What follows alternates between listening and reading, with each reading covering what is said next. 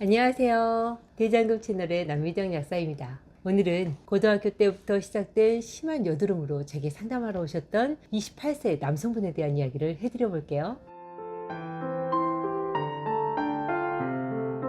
태호님은 처음 약국에 들어올 때부터 어머니와 티격태격이었어요. 왜 자신은 한의원에 가는 줄 알았는데 약국에 와서 상담하러 하느냐 하는 거였죠. 어머니는 제 앞에서도 아들이 큰 소리니 제게 몹시 미안해 하시며 저희 아들 상태 좀 보시고 약을 지어달라 조심스레 말씀하시고요. 아마 태호님은 엄마가 큰맘 먹고 한약 지어준다 했는데 막상 와보니 한의원도 아니고 약국이라 이만저만 실망스럽고 속이 상했던 모양이에요. 참고로 어머니는 저의 오랜 단골분이시고 예전에 제게 혹 여드름도 한약으로 고칠 수 있는 거예요? 라고 물으시길래 제가 본인을 한번 봐야지 알 수 있을 것 같아요 라고 말씀드린 적이 있거든요. 그래서 어머니는 어차피 한약을 지을 거면 자신이 믿는 곳으로 아들을 데려와야겠다 생각하고 아들을 여기로 데려왔던 거였고요. 하지만 아들은 지금까지 온갖 유명한 피부과며 비싼 피부 관리를 받아도 고쳐지지 않는 걸 어떻게 동네 약국에서 고칠 수 있을 거냐며 자신은 크고 유명한 한의원을 가고 싶다고 엄마에게 화를 내고 있었죠.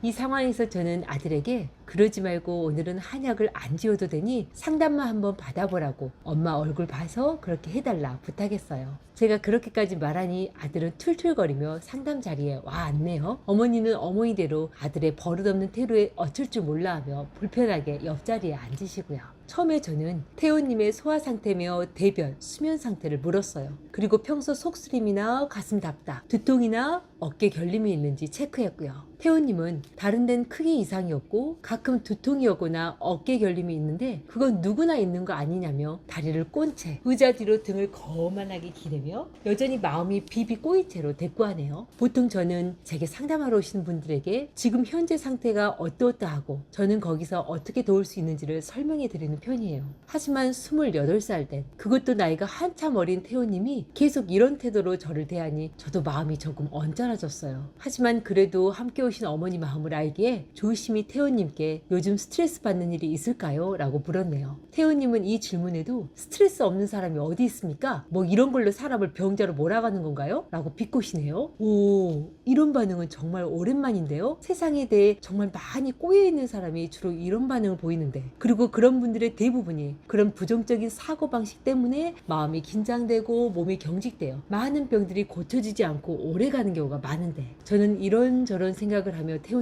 태호님은 지금 현재 여드름이 가장 문제지만 사실 몸의 긴장과 스트레스로 상체에 있는 열이 하부로 내려가지 못해 여드름이 계속되는 것이니 사실 병을 고치려면 마음의 긴장을 풀고 긍정적인 마음으로 삶의 태도를 바꾸는 게 필요해 보여요. 그래야 상체 열이 내려가면서 여드름도 잘 고쳐지게 되거든요. 라고 나름 부드럽게 말씀드렸어요. 하지만 태호님은 이 말에 화를 버럭 내며 당신이 뭔데 나더러 성격을 고치라 마라 하는 거냐며 음식 조심하고 마음 편하게 먹으면 한약을 안 먹어도 낫겠다고 얼굴이 벌게졌으는 큰 소리세요. 저는 이런 태호님께 이번엔 좀 강한 말투로 생각해봐라. 만약 태호씨가 우리 한약을 먹고 여드름이 좋아졌다 치자. 하지만 다시 몸에 좋지 않은 음식을 계속 먹으면서 스트레스로 또 이렇게 사소한 일로 화를 쉽게 폭발시키면서 상처로 열을 올리면 어떻게 되겠냐. 다시 여드름이 심해지고 피부가 나빠지지 않겠느냐. 그럼 태호씨는 저 산소약국에서 한약 먹은 게 하나도 효과가 없다고 떠들어댈 텐데 내가 왜 그런 사람한테 한약을 지어주냐. 나는 함께 노력하는 사람 도와주는 사람이지 너 한번 고쳐봐라 하는 사람은 도와줄 수 없으니 함께 노력할 거 아니면 그냥 가라 했어요. 이 말에 태호님 어머님은 저까지 화가 난 줄 알고 어쩔 줄 몰라 했고 태호님은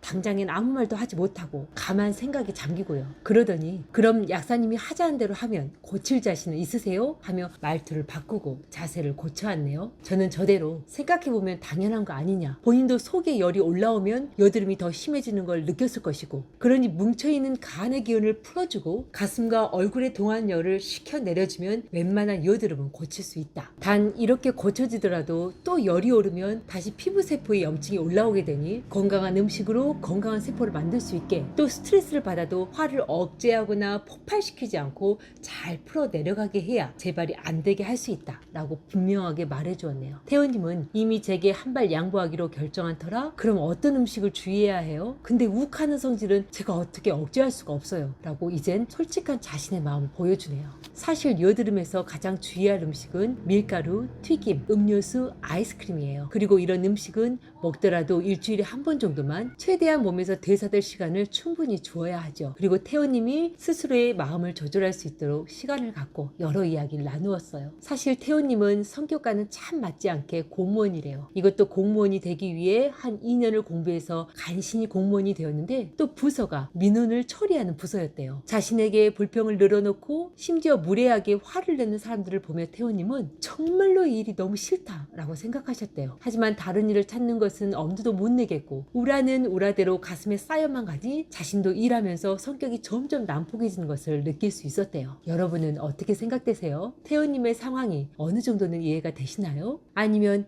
아니 그런 스트레스도 없는 직업이 어디 있어? 라고 야단이라도 치고 싶으실까요? 저는 태호님의 성격을 알기에 왠지 공무원을 하는 태호님이 좀 안쓰러워 보였어요. 그것도 온종일 어렵다, 힘들다 하는 말만 듣는 것이 삶의 부정적인 태호님께 좀 가혹하다는 생각도 들었고요. 그래서 태호님께 어차피 공무원은 돌아가면서 다른 일도 맡을 수 있으니 지금 이 상황에선 다른 사람들을 도와주는 마음으로 일을 해보도록 하게요. 간혹 내게 함부로 하는 사람이나 욕을 퍼붓는 사람에게도 이분의 삶이 얼마나 힘들면 그렇겠냐 하며 이해해주고 도울 수 있는 방법을 찾아주고요. 이렇게 말해주니 태호님은 그게 그렇게 쉽지가 않아요. 선생님은 제 일을 잘 모르시잖아요. 라고 투덜거리네요. 제가 동사무소에서 화내는 사람이 약국에 와서 화 안 내겠어요?